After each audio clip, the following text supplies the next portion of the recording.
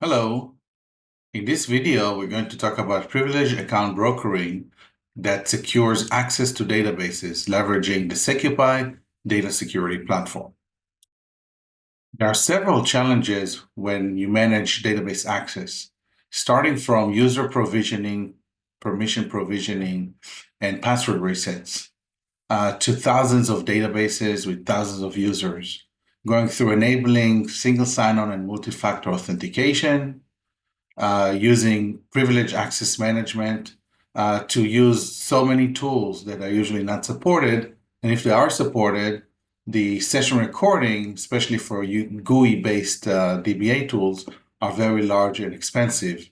Going through how the users are going to get access to the database from their desktops or from their VDIs or something else. So those are real challenges in today's enterprise environment. The SecuPi data security platform provides privileged account brokering solution to allow privileged users to securely connect to production databases while reducing the attack surface and enforcing access controls, audit, and multi-factor authentication. This is done with 4 simple steps. The first one is the user who gets access to the database without knowing the credentials.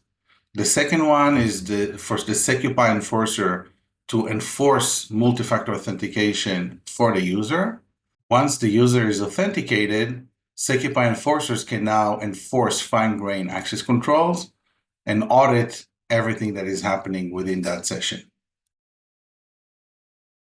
What I'm going to demonstrate next is the simple option of enabling single sign-on multi-factor authentication for desktops when a SecuPi agent enforcer is installed on the desktop or on the VDI. It takes 6 simple steps. The first one is for the user to log into their favorite database tool. I'm going to show you something called dbeaver. When the user is trying to connect to the database, any kind of database, a browser will pop up to authenticate the user. The user is then authenticated with multi-factor authentication, and a token is being sent to the SecuPi management server, where we can now authorize the user to get access to the database and understand what is allowed within the database, while in number 4 here, fetch the credentials from a credential vault that can be AWS Secrets Manager, that can be CyberArk, that can be HashiCorp, it can even be SecuPi itself. Once those credentials are fetched, those credentials are being injected into the session. So the user is now connected to the database. And while this session is running, SecuPi can enforce policies, audit everything that is happening there, and see everything that is happening within the session. So let's now see how it works. So as I said, I have a dbeaver here that is connected to a Postgres database. I'm going to connect as a user Jill. Let's see how it looks like. So I'm connecting to RDS on AWS, and I'm going to use a username jill@secupi.onmicrosoft.com. That user doesn't exist in the database. So how would it happen? Let's see. I'm going to open this database connection. A pop-up browser will come up. I can now authenticate as Jill with Azure Active Directory. And because I did that, let's see back what happened here. I'm now connected as Jill. So let's connect here as Jill. And let's see who's the user connected. So when I'm running this, you can see the user connected is Postgres. Postgres is a super user within the Postgres database. This user can do anything within the environment.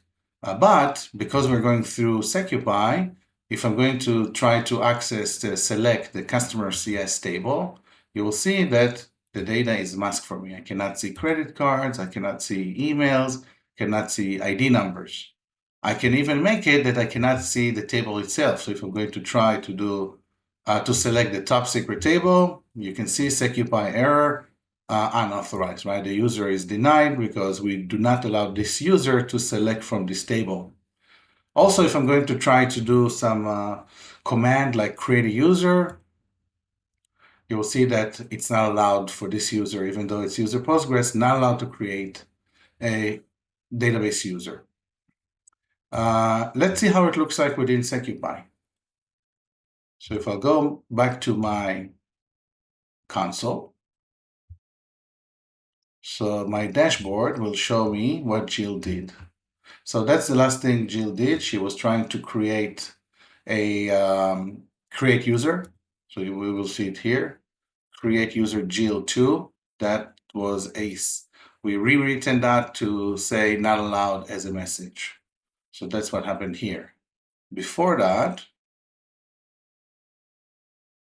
I was trying to select from a table.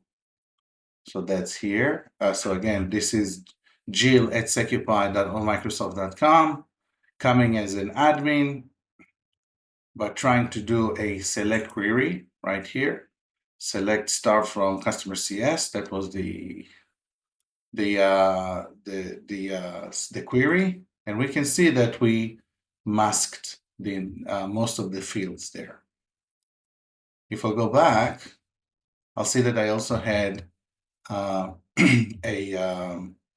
select for the top secret. So I think that would be here. So if we'll see what happened here, I had an OLAC event that's object level access control saying this was not allowed to happen. And that was the select top secret data. So you might think Postgres is not allowed to do those things, but if I'll go back to my dbeaver, and I will now try to do everything as Jack. So let's see it. Let's see Jack. For example, Jack here is connected with Jack at secupi.com. So again, I'm going to open this one. It will pop up a browser. Now I'm going to log in to Azure with Jack. Because of that, I am now connected to Jack. So let's run this query as Jack. This is Jack. So again, I'm in the session of Jack, select current user, Postgres. Again, same user, Postgres is the super user.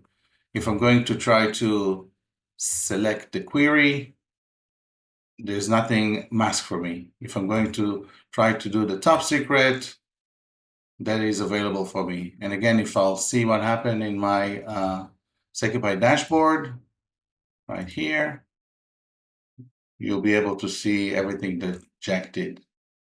Refresh. There you go. So this is what Jack did. That's our select query that was not masked.